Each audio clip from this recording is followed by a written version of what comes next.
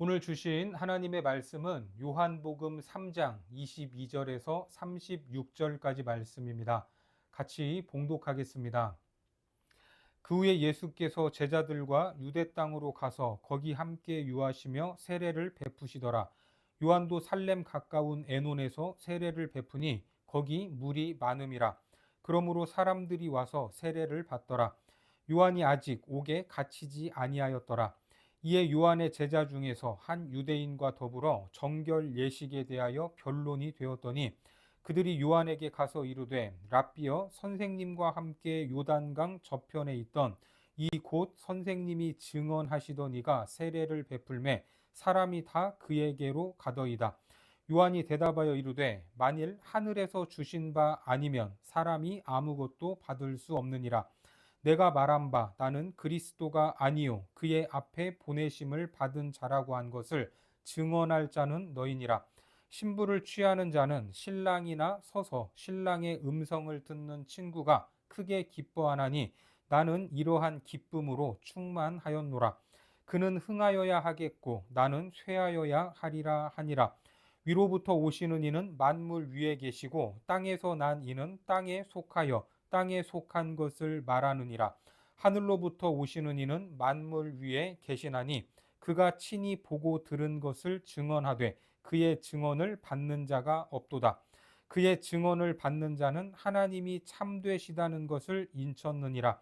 하나님이 보내신 이는 하나님의 말씀을 하나니 이는 하나님이 성령을 한량없이 주심이니라. 아버지께서 아들을 사랑하사 만물을 다 그의 손에 주셨으니 아들을 믿는 자에게는 영생이 있고 아들에게 순종하지 아니하는 자는 영생을 보지 못하고 도리어 하나님의 진노가 그 위에 머물러 있느니라. 오늘은 그리스도의 기쁨, 그 근원은 이라는 제목으로 하나님 말씀 전하겠습니다. 오늘 본문은 그 후에라는 말로 시작을 합니다. 앞에 무슨 일이 있었습니까? 한밤중에 니고데모가 예수님을 찾아왔던 사건으로 니고데모는 당시 유대인을 대표하는 인물로서 재력이나 사회적 지위나 또 그의 가문으로 봤을 때 유대인의 지도자로서 어울릴 만한 사람이었습니다. 하지만 영적으로는 참으로 무지했죠. 그래서 예수님이 이런저런 말씀을 하셨지만 그것조차도 다 알아듣지 못했던 겁니다. 그럼에도 그런 인생들을 위해서 모세가 광야에서 놋뱀을 든 것처럼 십자가에 죽기 위해 오셨다라고 말씀하심으로써 니고데모의 일화는 마무리가 됩니다. 오늘 본문은 바로 그 일 후에 일어난 일입니다. 22절에 보니까 그 후에 예수께서 제자들과 유대 땅으로 가서 거기 함께 유하시며 세례를 베푸시더라. 여기에 보니까 세례를 베푸셨다라고 말씀을 하고 있죠. 그런데 4장 1절과 2절에 보면 이렇게 말씀합니다. 예수께서 제자를 삼고 세례를 베푸시는 것이 요한보다 많다 하는 말을 바리새인들이 들은 줄을 주께서 아신지라. 예수께서 친히 세례를 베푸신 것이 아니요 제자들이 베푼 것이라. 예수님은 세례를 베푼 적이 없는데 제자들이 베풀었는데 사람들은 마치 예수님이 세례를 베풀었다고 오해를 했던 겁니다. 그런 차원에서 오늘 본문 22절을 보시면 되고 다음 23절에 이렇게 말합니다. 요한도 살렘 가까운 에논에서 세례를 베푸니 거기 물이 많음이라.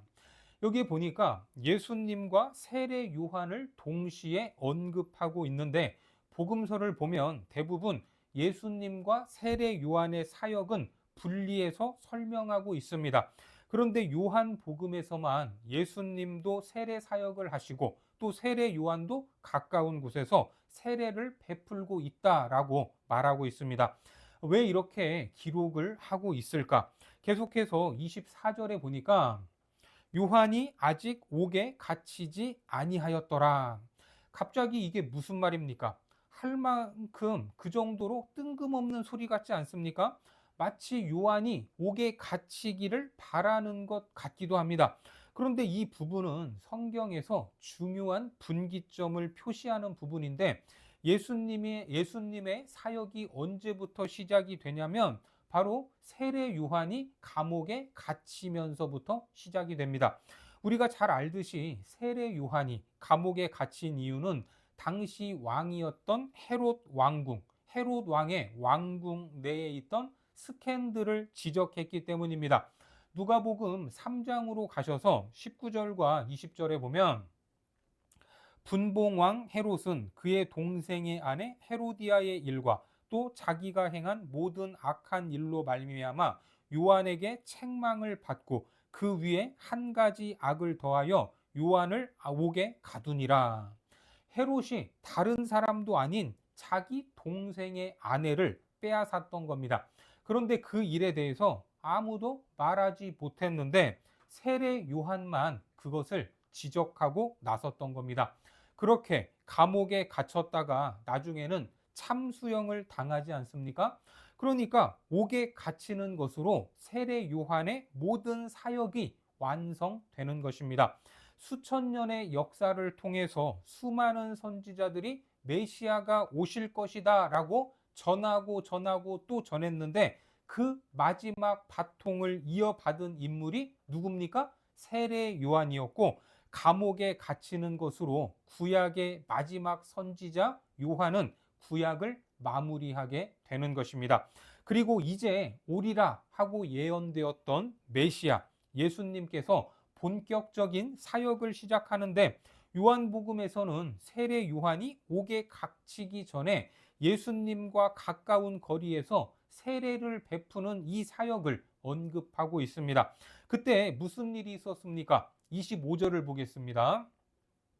이에 요한의 제자 중에서 한 유대인과 더불어 정결 예식에 대하여 변론이 되었더니 이게 무슨 말입니까? 쉽게 말하면 원조 논쟁입니다.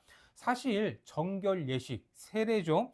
이 세례는 누가 먼저 시작했습니까? 세례 요한이 먼저 시작했습니다. 심지어 예수님도 세례 요한에게 세례를 받지 않았습니까? 그런데 가까운 곳에서 같이 세례를 주다 보니까 어떤 일이 일어났냐면 사람들이 예수님이 있는 쪽으로 더 많이 몰렸던 것입니다. 앞서 봤던 요한복음 4장 1절을 다시 한번 보시면 예수께서 제자를 삼고 세례를 베푸시는 것이 요한보다 많다 하는 말을 바리새인들이 들은 줄을 주께서 아신지라. 예수님이 있는 곳에서 더 많은 세례를 받고 있었던 겁니다. 그리고 1장에서도 봤지만 심지어 세례 요한의 제자들도 예수님에게로 넘어갔습니다.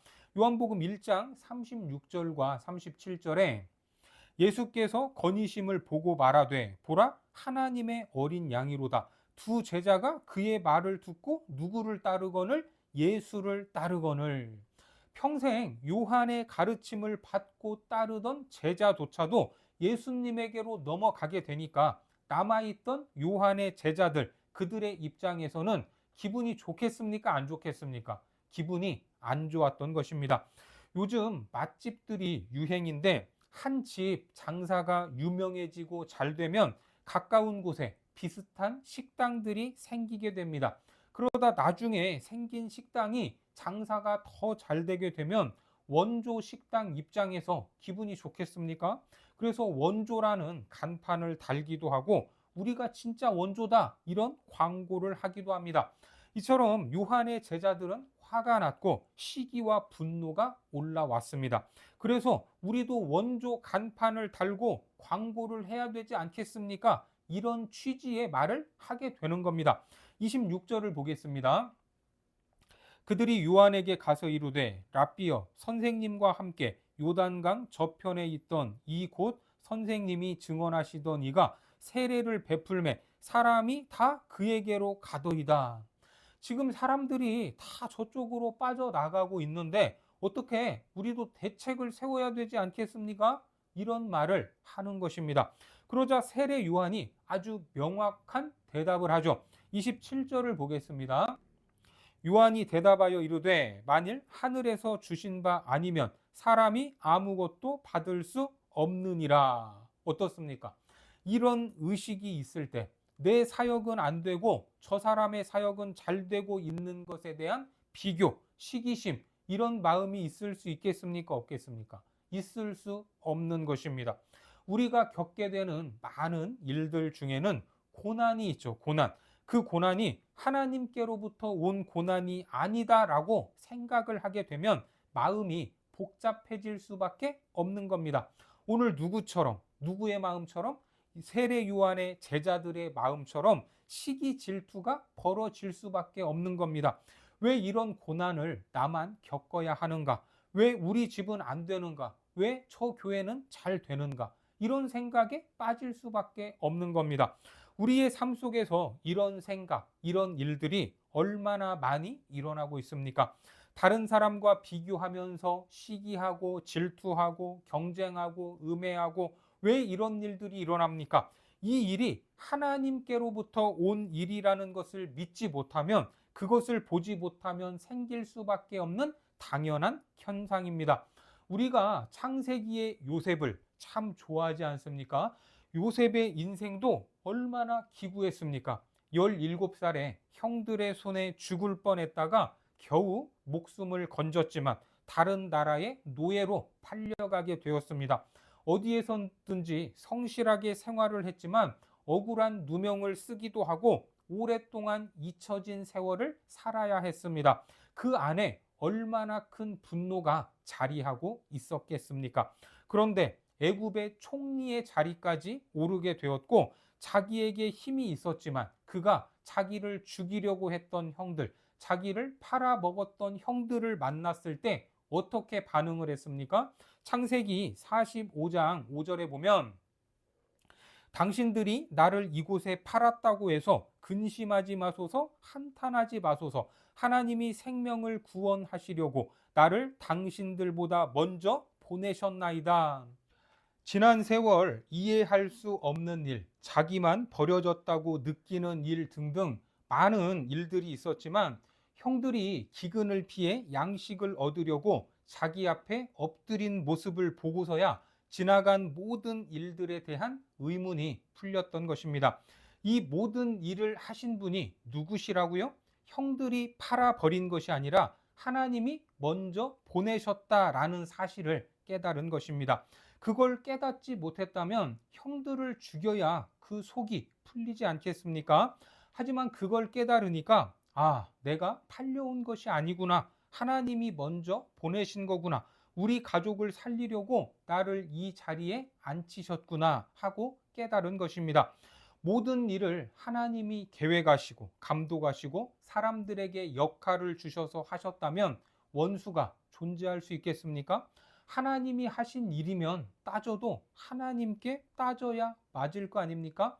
그러니까 가해자도 피해자도 의미가 없는 것입니다. 그냥 그분의 섭리 안에서 있었던 겁니다. 그러니까 용서할 수밖에 없겠죠. 오늘 세례 요한에게도 이러한 의식이 있었던 것입니다. 나의 역할은 여기까지구나. 하나님이 주신 분량에 맞게, 사명에 맞게 살아갈 때 시기하지 않고 엉뚱한 방향으로 나아가지 않는 것입니다. 그런데 이것을 모르니까 공동체 안에서 미움, 다툼, 시기, 질투가 일어나고 서로 경쟁하고 음해하고 비방하게 되는 것입니다. 그러면 그 삶의 평안이 깨질 수밖에 없죠. 공동체가 시끄러워지고 불필요한 곳에 에너지를 소모할 수밖에 없습니다. 이것이 세례 요한과 그 제자들의 차이였다라는 겁니다. 그리고 제자들에게 이렇게 당부하고 있습니다.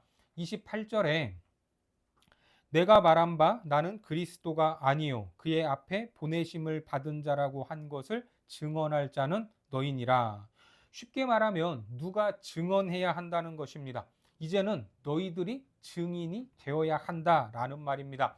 계속해서 29절에 신부를 취하는 자는 신랑이나 서서 신랑의 음성을 듣는 친구가 크게 기뻐하나니 나는 이러한 기쁨으로 충만하였노라. 뭔가 비유를 하는 듯한 표현이죠. 이것은 당시의 결혼 문화를 이해해야 합니다. 유대의 결혼은 두 번의 예식이 있다라고 말씀을 드렸죠. 기억이 나시죠? 처음에 신부의 집에서 거행을 하는데 이것을 정혼이라고 합니다. 정혼은 이제 법적인 부부가 시작되었다라는 뜻이지만 신랑과 신부가 육체적 관계를 가질 수는 없고 오히려 헤어져야 합니다. 마리아가 성령으로 예수님을 임신했을 때 요셉과 정혼한 상태였습니다. 신부는 신부 집에서 신부 수업을 하고 신랑은 자기 집으로 돌아가서 아버지의 감독 아래 신부와 함께 살 집을 짓기 시작합니다. 그 개념에서 요한복음 14장의 말씀이 나왔죠. 요한복음 14장 2절에 내 아버지 집에 거할 곳이 많도다. 그렇지 않으면 너희에게 일렀으리라. 내가 너희를 위하여 거처를 예비하러 가노니. 그래서 신랑 되신 예수님이 신부인 우리를 다시 데리러 오실 텐데 그때가 바로 재림입니다. 유대 사회에서 정혼하고 집을 짓는 기간이 대략 1년 정도였는데 신랑은 정혼이 끝나고 자기 집으로 돌아갈 때 신부에게 이렇게 말했습니다. 1년 후 알지 못하는 어느 날 내가 반드시 당신을 데리러 오겠습니다. 그 날짜는 신랑도 모릅니다. 아버지 지도하에 준비하기 때문에 누가 가라고 해야 합니까? 아버지가 가라고 해야 알 수 있는 것입니다. 그래서 예수님이 재림의 때를 이렇게 말씀하셨죠. 마태복음 24장에 그러나 그날과 그때는 아무도 모르나니 하늘의 천사들도 아들도 모르고 오직 아버지만 아시느니라. 노아의 때와 같이 인자의 임함도 그러하리라. 그러니까 유대의 신랑은 아버지가 말할 때까지 자기 집에서 일꾼들과 함께 집을 짓고 있다가 어느 날 갑자기 아버지가 불러서 이만하면 내 아내를 데려다가 살아도 좋을 것 같다. 오늘 밤에 가서 아내를 데려와라. 이렇게 말하면 그때부터 혼인잔치가 시작되는 것입니다. 이 잔치의 주인공은 두말할 것도 없이 신랑입니다. 아직 신부는 데려오지 않았으니까요. 그리고 또 중요한 인물이 있는데 신랑의 친구들입니다. 이 친구들이 하는 두 가지 역할이 있는데 첫 번째는 신랑인 친구를 신부 집에 데려가고 신랑과 신부를 신방까지 안내하는 일입니다. 그렇게 임무가 끝나지 않고 신랑과 신부가 합방을 하고 첫날 밤을 보내고 다음날 날이 밝을 때까지 기다립니다.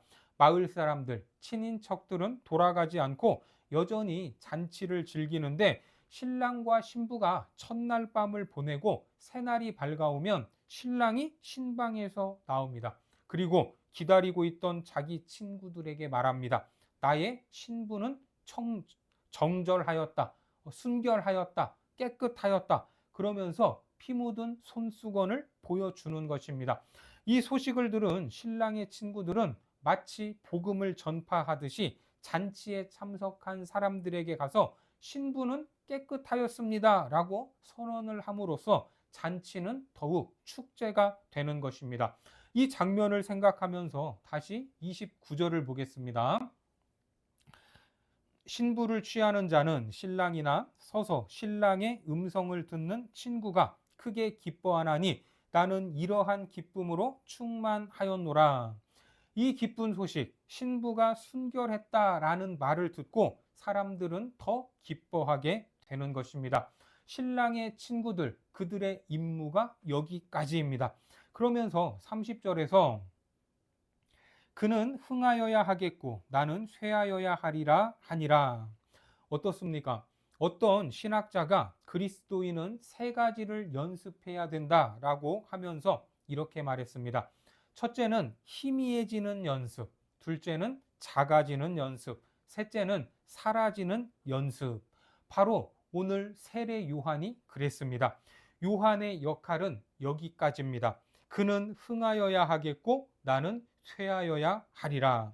그렇게 자기가 사라지는 역할로 임무를 마치게 되는 것, 그것을 기꺼이 기뻐할 수 있었던 겁니다. 여러분, 사실 이런 상황에 처하면 기뻐할 수 있겠습니까? 나는 희미해지고 사람들의 기억 속에서 사라지고 점점 쇠퇴하는데 좋아할 수 있겠습니까? 오늘날 이렇게 하지 못해서 얼마나 많은 일들이 벌어지고 있습니까? 사도 바울도 자기가 뭔가를 이루는 것에 초점이 있지 않았습니다. 그래서 감옥에 갇혀 있을 때 이런저런 말들을 들었지만 그가 기뻐한다고 이야기를 했죠. 빌립보서 1장 15절 이하의 말씀에 어떤 이들은 투기와 분쟁으로, 어떤 이들은 착한 뜻으로 그리스도를 전파하나니 이들은 내가 복음을 변증하기 위하여 세우심을 받은 줄 알고 사랑으로 하나 그들은 나의 매임의 괴로움을 더하게 할 줄로 생각하여 순수하지 못하게 다툼으로 그리스도를 전파하느니라.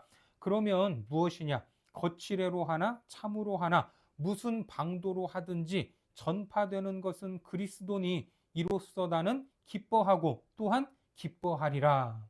사도 바울은 하나님 나라의 복음의 차원에서 사역을 받기 때문에 자기를 비방하며 경쟁하듯 사역하는 자들을 통해서라도 복음만 전파되고 있다면 나는 기쁘다라고 고백을 했던 것입니다. 앤드류 머레이가 겸손에 대해서 이렇게 정의를 했습니다. 겸손은 내게 일어난 일에 대해서 이상하게 생각하지 않는 태도다. 여러분, 이 말이 이해가 되십니까? 우리는 내게 일어난 일이 좋은 것 같으면 받아들이고, 그래, 이렇게 좋은 일만 있어야지 생각을 하는데, 마음에 안 드는 일이 일어나면 항상 이상해 합니다. 그렇지 않습니까? 하지만 겸손은 내게 일어난 일에 대해서 이상하게 생각하지 않는 태도다라고 말합니다. 이와 같은 겸손의 삶을 살기 위해서는 모든 주권이 하나님께만 있다고 믿어야 하고 고백할 때 가능할 것입니다. 하나님이 하신 일이라면 그것이 내 마음에 들든 들지 않든 다 맞습니다. 여러분 믿으십니까? 하나님은 옳은 일을 행하시는 분이 아니라 하나님이 행하셨다면 그것이 바로 옳은 일이 되는 겁니다. 그는 흥하여야 하겠고 나는 쇠하여야 하리라. 이것이 요한이 가진 기쁨의 실체, 신랑이 드러날 때 가질 수 있는 기쁨이었던 것입니다. 오늘 우리가 가지고 있는 기쁨의 실체는 무엇입니까? 내 계획대로 잘 되고 사회적으로, 물질적으로 성공했다고 칭송받을 때만 기뻐하고 있진 않습니까? 예수를 믿고 사는 우리가 가진 기쁨의 실체는 무엇입니까? 이제는 그 기쁨의 기준과 근거가 달라지기를 바랍니다. 우리의 구주 되신 예수님이 드러나고 그분이 높아질 때 기뻐하시기 바랍니다.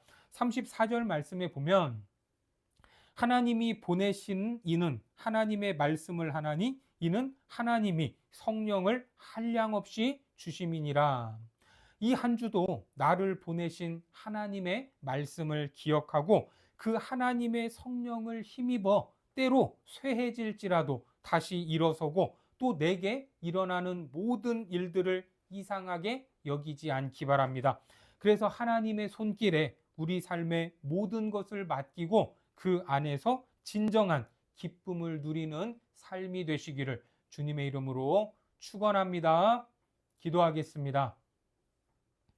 하나님, 믿음으로 살아가는 우리의 기쁨, 그 기쁨의 근원이 무엇입니까? 세상은 물질적 성공과 권력으로 인해 기뻐하지만 우리의 기쁨은 그것이 아님을 고백합니다.